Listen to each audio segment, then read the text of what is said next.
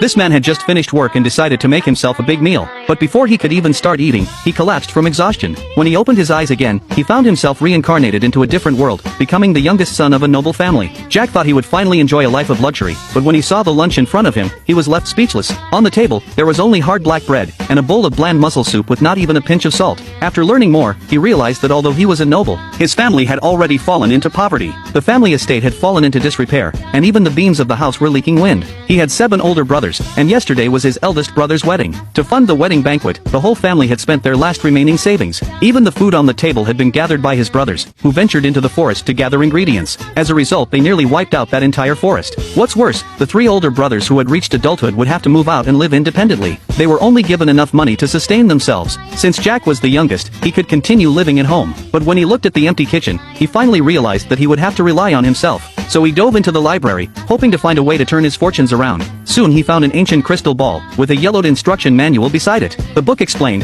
the crystal could test whether a person had magical potential. In this world, almost everyone has some magic power, but only a few can become true wizards. Out of curiosity, Jack followed the instructions and tested himself. The next moment, the crystal suddenly erupted with blinding light. Jack's magical potential turned out to be the highest in the entire world. At the same time, a wizard hidden in the forest also instantly sensed this powerful wave of magic.